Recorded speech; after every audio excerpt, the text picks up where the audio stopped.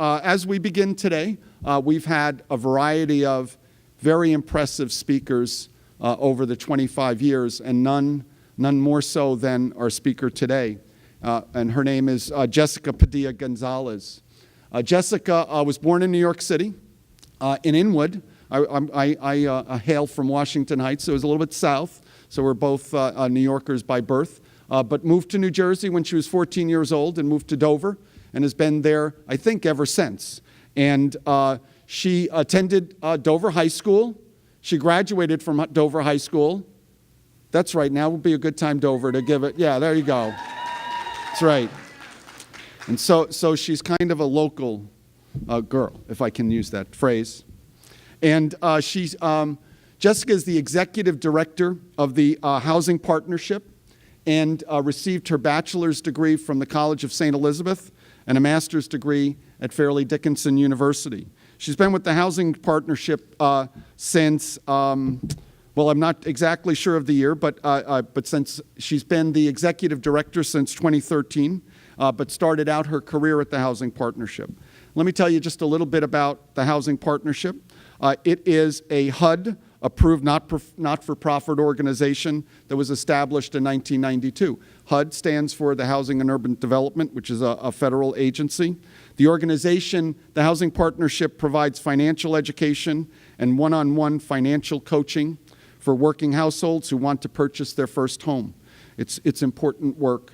The organization also offers post-purchase education, free foreclosure counseling, and administers the sale of income-restricted homes throughout Morris County.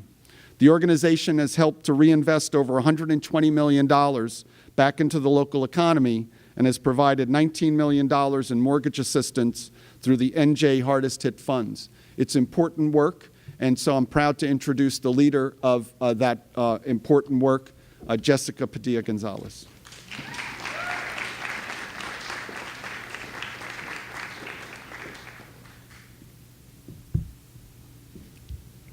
Good morning, everybody. Good morning. How are you?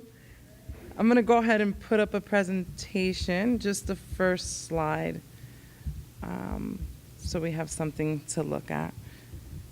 So, I don't know if you can hear me. Can you hear me? Because I can't hear myself. I talk really loud. So, first thing I want to say is thank you so much for inviting me to be a speaker this morning. I am beyond honored to share my story of how I got to where I am today. Some survey questions I have just to get a feel of everybody in the audience is, who here knows what they want to do when they grow up? Excellent. Who has no idea? Awesome. And who's excited about the possibilities of what they can become? Awesome. So this is great because I can identify with each and every single one of you. Because even though I am an adult, I'm still trying to figure this all out, and I'm still working on who I want to be. And honestly, it's exciting, terrifying, and all part of this journey called life.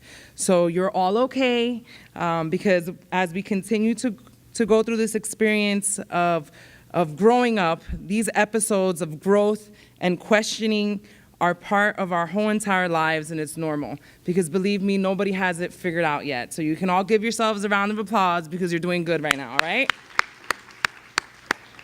So when they asked me to be a speaker, I was terrified and honored to even be here. So who is Jessica and why am I here? I am Jessica Padilla-Gonzalez. I am a 36-year-old mother, wife, the youngest of 4 children, and the executive director of the Housing Partnership, which is a nonprofit organization. So who here knows what a nonprofit organization is? Somebody shoot out an answer, anybody? Right up there. What? I can't hear you. We don't make money from it. What's another thing that a nonprofit is? Not funded by the government. What else is a nonprofit? What do you think a nonprofit is? A great, yes. Somebody else on this side? This side's really quiet. Benefits the community, excellent. Middle? Anybody? Dare to speak out loud, come on. All right, so according to the internet, the definition was a nonprofit is a corporation formed to carry out a specific purpose or mission and to serve the community. So you were all correct, all right? But one thing that's really important that was mentioned is that people who work at nonprofits, we get paid. We earn income, so that's important. It all depends on the size of the organization. So the average salary of an executive director in New Jersey, I looked it up yesterday, is about $80,000 to $100,000 a year. So it gives us the opportunity to make a difference and to get paid for doing it as well. I know it's probably not as much as CEO of a giant corporation, but it's okay with me at this point, and you guys will see why. So as Dean Enright mentioned, I was hired as the executive director at the age of 29 years old, which is pretty young considering the average age of executive directors in the United States is 50 or older. So this was somewhat of a challenge when I started because people only saw my age and not what I could contribute. So it was one of those big obstacles I still have to face because I'm still younger than my peers, but it's something that is frustrating and does create episodes of self-doubt, right? But what I've done is I've transformed that into motivation so that I can be better and to motivate me to learn as much as possible, right? So I'm constantly doing research, trying to better myself so that I do gain that experience that some people say that they get with age, right? So since I started as the executive director, I went back and looked at some of the accomplishments that we've done. So in 6 years, I've been able to grow the organization in terms of revenue or the money that we bring into our organization by 48%. I've increased our staff, which are all older than me except for one person, and I've increased the number of clients that we serve through all of our programs by 40%, and we've increased the number of affordable homes we administer by 38%. And that's all in just a matter of 6 years. I'm so excited to see where we can actually go if we continue to grow and keep this momentum up. So I'm really proud of those accomplishments for myself and for our organization. Another thing I want to point out about my organization is we're part of NeighborWorks America, which is a national nonprofit. So when I go away to trainings with other executive directors, I'm usually the youngest and usually the youngest Latina executive director there. So it's pretty intimidating and scary, but again, I use that as motivation to make me better and also to learn from my peers. So that's just two of the big things that I do. So how did I get here? I think it's important to know where you're from, kind of where you're going. So I'll tell you guys a little bit about my life and where it all started. So I am a strong believer that we can all change the world if we do our part. Like literally down to my core, I know that we all have the ability to make an impact in this world and make it a little bit brighter, not only by what we hope, but literally by what we do. I know that it might sound crazy to meet somebody that actually believes this, and I strive to live it every single day. But it's an idea I've had since I was a child, probably my youngest daughter's age, which is 8. I remember when I used to tell my dad my vision and that all I wanted to do was to make the world happier. That was my goal. What do you want to do when you grow up? I want to make everybody happy and make this world better, right? And his response was always, the only way you're going to make this happen, Jessica, is if you pursue your education. So you see, my father had to drop out of high school at a very early age to help support his family. So he came to the United States from Puerto Rico when he was only 16 years old. So how many of you are 16 right now in here? All right, so imagine leaving home to another foreign place to make money to help your family, right? So that's what my dad had to do in order to establish his independence and to also help his family. But my dad really had motivation. So by the time he was 25 years old, he had opened his first meat market in New York City and ran a successful business for the next 30 years. But even with all of that he had accomplished, he always said that he wished that he had an education because he knew that it would have been a better way for him to advance more in his career and also to be more respected and have an impact in his community. So my two core values since a very young age were education and making a difference. I love to make people smile, and I always wanted to help every person that I ran into. Like, even in high school, I remember being the go-to person to, you have a problem, I'll listen to you, and we could try to figure it out together. So it's part of my whole existence. Then, when I was 14 years old, my mom and dad decided to move to New Jersey. Talk about a culture shock, right? So I was a young girl from New York City, and we moved to the very quiet streets of Mine Hill, New Jersey. Not to mention that super exciting being the new girl and having to make new friends process. So who here has been the new girl at least once? It's so much fun, right? So almost half of you have been the new girl. That's exciting. So you understand where I'm coming from, right? To say that it was borderline traumatic is an understatement, right? But today I'm grateful for that experience, as it was one of those very uncomfortable moments in my life that allowed me to grow and to develop resilience. Now on to high school.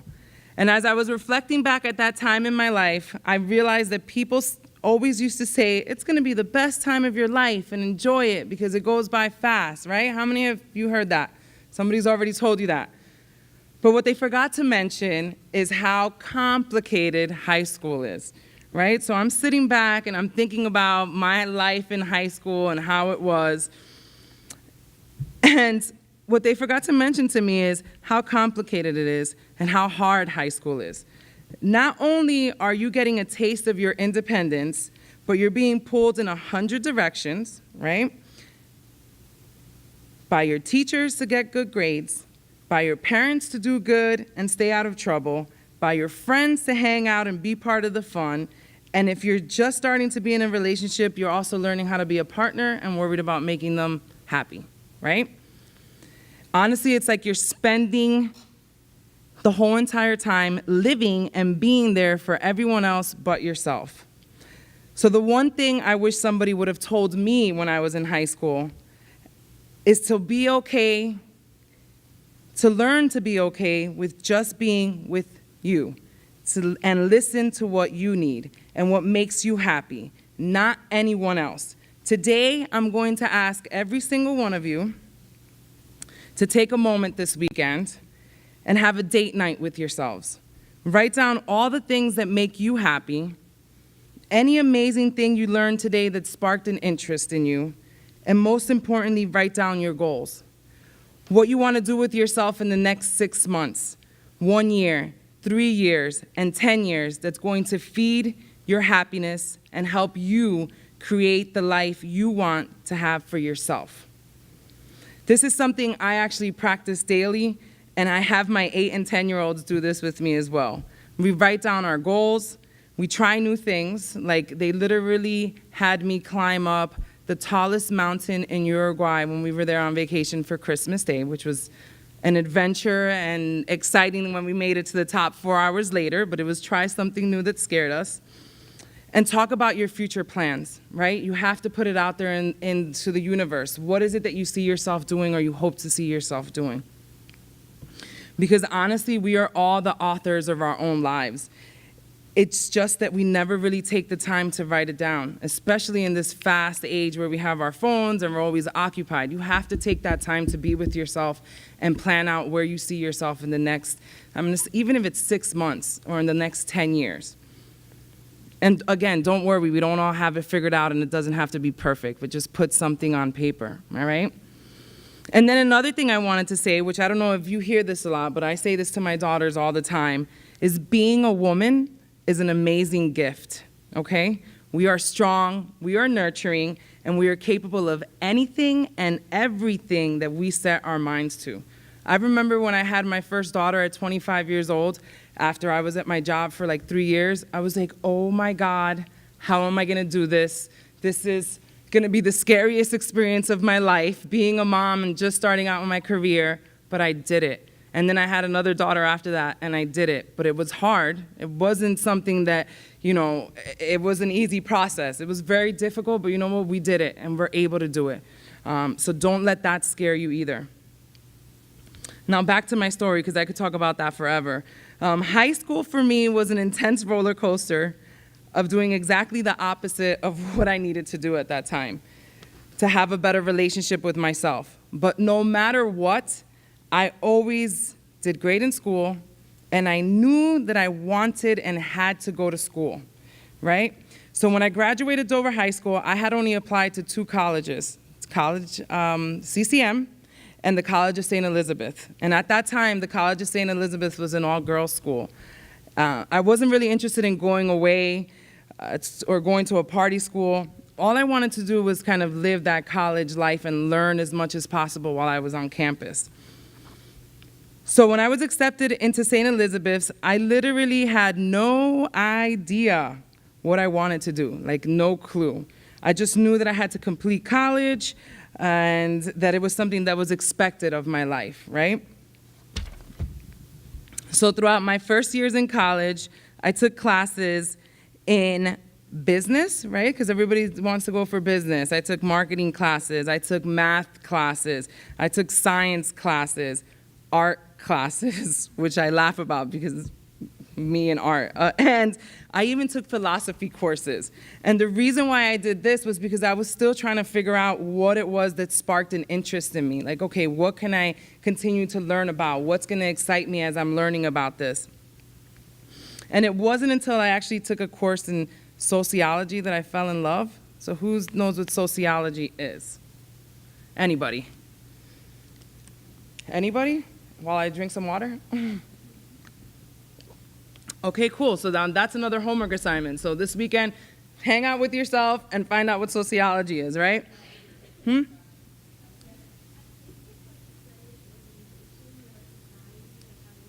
Yes, it is. Thank you very much. So society is the study of the development, structure, and the functioning of human society, and they also study social problems.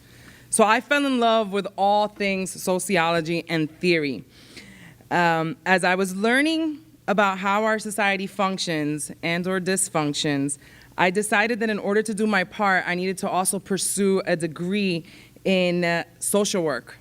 And that's what I did. But it wasn't a smooth ride. So all throughout college, I had to work because my dad retired and my parents weren't really making enough money to pay and support the college life. So I had to learn at a really early age, like I'm talking about 19 years old, I would take 16 to 18 credits and work anywhere from 35 to 40 hours and travel back and forth. So working full-time, going to school full-time at the age of 19. And I had to learn how to balance that work life and being a young adult, right? And still living that college life as well, really early. I was also really fortunate to have an amazing boyfriend who's now my husband. We've been together for 19 years, who also got a part-time job to help me pay for college. So I have to give him a shout out. He's not here, but thanks, babe. So while working on this speech, I tried to think back on like, what was it in college that made this whole thing click? And I recall one day when I sat down with my all-time favorite college professor and probably one of the smartest women I've ever met, Dr. Mary Chaco. And at that time, I was actually one of 15 students selected to receive a fellowship or a scholarship to get my doctoral degree in sociology with the ultimate goal of me becoming a sociology professor. So that day, she sat me down and she wanted to talk to me, okay, this is what the process is gonna look like, and give me some tips on how to be successful. And what I specifically remember about that conversation, which I just said this to her 2 weeks ago because I met up with her again, is the first sign of maturity is taking responsibility for your actions. So I'm gonna repeat that again because it's stuck with me since I was 19 years old. The first sign of maturity is taking responsibility for my actions. So you see, I had a tendency of always being late, and it was never my fault. You know, that damn alarm never went off, there was traffic, my boyfriend forgot to set the alarm for me. Anything outside of myself, it was that fault. It was never my own fault. And that day, she made me realize that everything that happens in my life is literally my responsibility. And that was really transformative for me. To this day, I practice this. I know that my actions or lack of actions are vital and are key drivers to my life and the life that I want to have. Nothing is ever really anyone's fault but my own, okay? It's literally, even if you put yourself in a bad situation, you decided to put yourself there. So it's your responsibility to be aware of how impactful your own actions are, okay? So as far as this fellowship that I received to assist me to get my doctoral degree, even though it was an amazing opportunity, I'm talking about they were gonna help me pay for college to get my doctoral degree and give me up to $120,000 to do research. I wasn't really interested in continuing to go to school. You know, at that time, I already had my bachelor's degree, and I just couldn't imagine staying in school for another 5 years at that point in my life. I was really ready to go out there and start making some money and making a difference. So another crazy fact, which I was telling my professor when I saw her a few weeks ago, is that I hated public speaking. Like, I'm talking about frozen. I would go up in the class of maybe 12 people and I couldn't say a word. So being here, talking to you, there's more than 12 people in here, is an amazing accomplishment for me.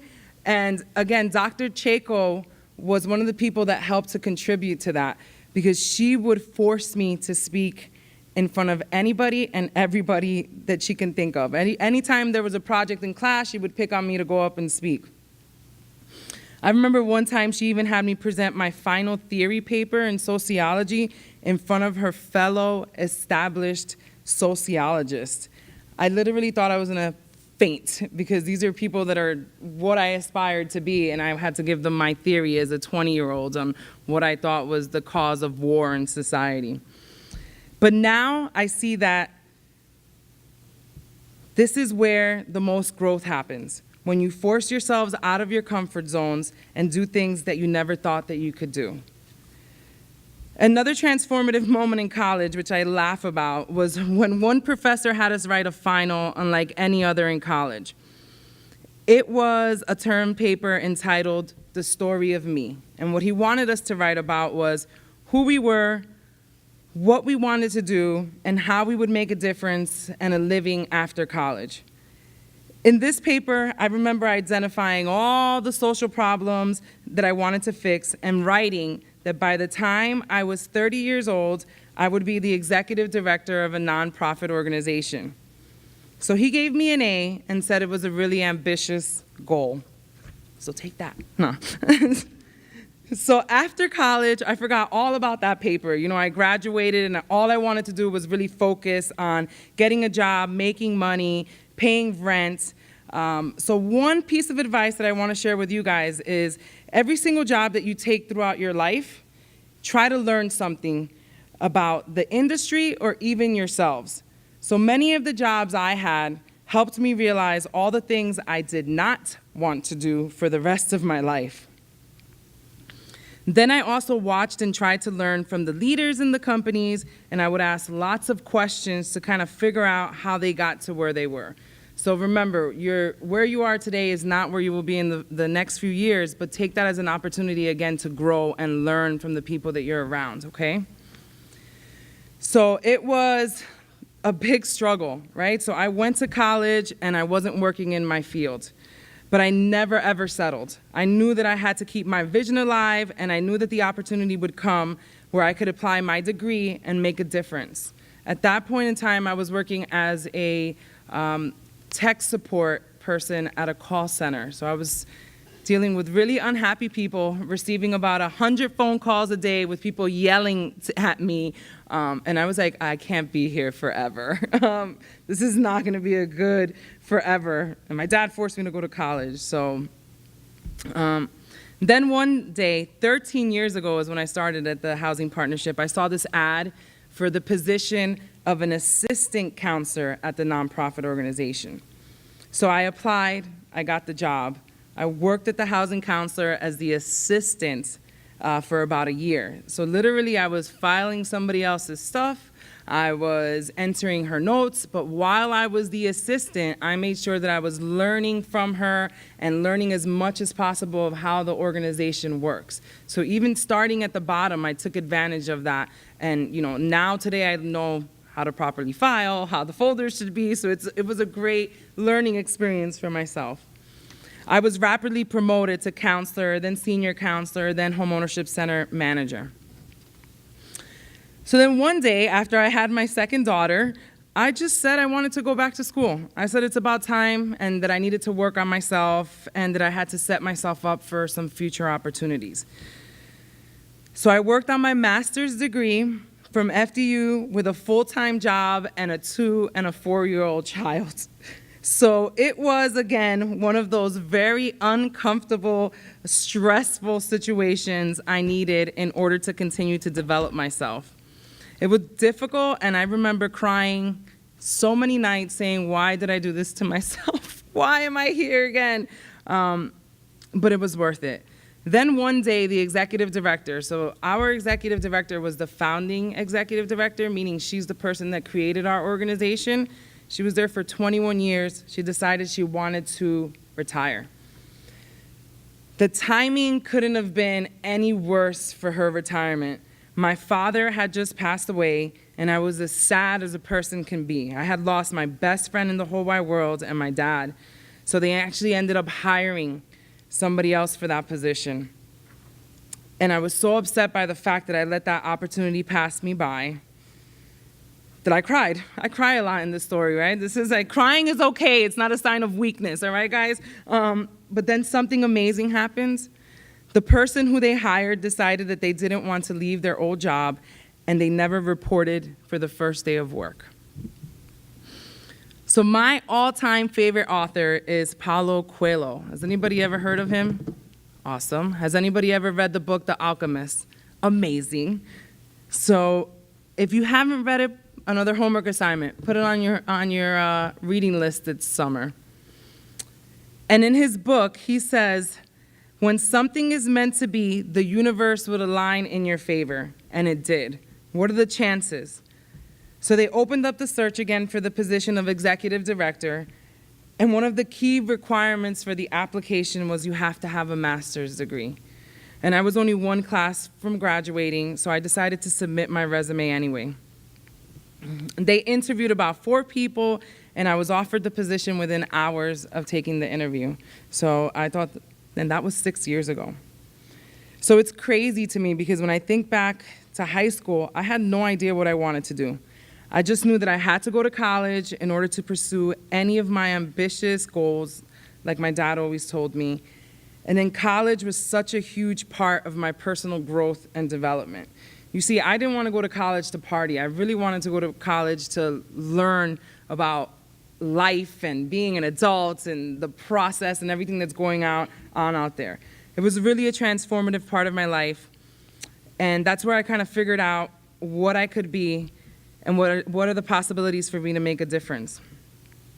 So at the Housing Partnership, I'm able to keep my father's idea that education is power alive, right? So since the focus of our work is providing educational workshops, and we literally empower people every single day to help them reach one of their biggest goals, which is buying their house.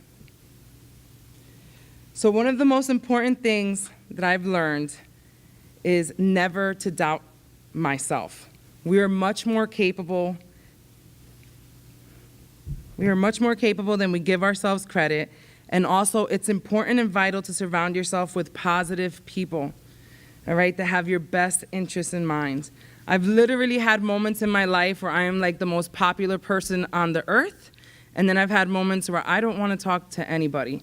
And that's because sometimes you need to create that space and that distance so that you can grow, all right? So it's okay to tell people this weekend, I don't want to hang out with you because I have a homework assignment. I'm going to figure out what I need to do for myself. And if they're your true friends, they'll accept that, okay? So what I've learned as a grown-up, I've created this list that I always reflect back on, and I think I want to share it with you guys, right? So here's my list. The first thing on my list is listen to your parents, guys. They really do want the best for you in your future, and have lived a whole life before us. They are wise, and we can learn a lot more from them if we just listen. And I think I added that after I had my 2 kids, just to be a fair. Never stop learning, right? Education is lifelong and part of personal growth and development. Every day, try to learn something new. Read a book, and don't accept everything on the internet as fact, okay? This one is really important. Number 3 is set goals and chase them. Make lists of goals, write them on paper, put them on the refrigerator, put them on your closet, make vision boards. Remember that you are all the authors of your own lives, and no one else can write your story. Number 4, take time to get to know yourself and what makes you happy. Learn to love all aspects of yourselves. Even your imperfections are what make you perfect, okay? And don't worry about what other people think of you, because like I tell my daughters, that's none of their business. And usually, if it's something negative, it's a reflection of their own insecurities. It doesn't mean there's something wrong with you, okay? And stay hopeful. I once had a social worker at one of my internships tell me something that stuck with me forever is, change only happens when we have the push of discomfort and the pull of hope. So yes, your journey will not always be a smooth ride, but keep the vision for your future alive and don't get comfortable with being mediocre or average. Keep chasing those dreams. Number 6, which is pretty hard for us to accept, is we don't know everything, and it's okay to ask for help. You shouldn't be afraid to ask questions, because if you ask a question, it doesn't mean that you know less. It means that you want to learn more, okay? Number 7, which is still something that we, as an adult and a mom and a wife and everything, is don't be so hard on yourself. And take moments to acknowledge how hard we have worked. And practice gratefulness. So has anybody heard that new fancy term of practice gratefulness and mindfulness, right? Just kind of sit down with yourself and be grateful for everything that you have in your life, all right? Because there's somebody else out there that may not have everything that you have. And number 8, which is the hardest, is decide today that you will be women who dare. That dares to believe in herself, which is something that we don't really do very often as women, right? It's hard for us to be confident and feel confident, but I want you all to start to believe in yourselves. Dare to set goals that scare you. Dare to get comfortable with being uncomfortable, and dare to set a vision for yourself and your future. So those are the most important things. So thank you so much for even allowing me to be here today. It was terrifying. I know when I got asked, I was like, oh my God, me, are you serious? But it was an honor to share my story with you guys, and I really hope that even if you take away 1 or 2 things, that it'll help you guys with your future goals. So thank you so much.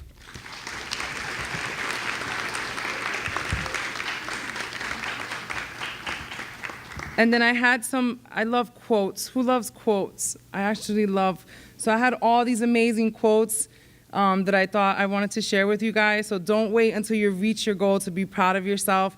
Be proud of each step you take towards reaching them. This one's awesome. I'm not going to read them out loud. Maybe I'll share the PowerPoint. This one is awesome too. Surround yourself with dreamers and the doers, the believers and the thinkers, but most of all, surround yourself with those who see the greatness within you, even if you don't see it in yourself. So thank you guys.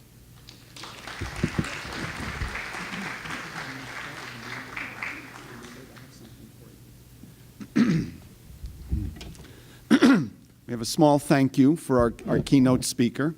And so it's a plaque, and you can put it in your fancy Housing Partnership Executive Director office. Yes. So this award is presented to Jessica Padilla-Gonzalez, to those who soar higher, fly farther, and succeed in passing the ordinary bounds of success. I'm gonna cry. Women Who Dare, 25 at County College of Morris, May 10th, 2019. Thank you. Thank you so much. I want to hug you. Thank you. This is awesome. Thank you so much. Thank you.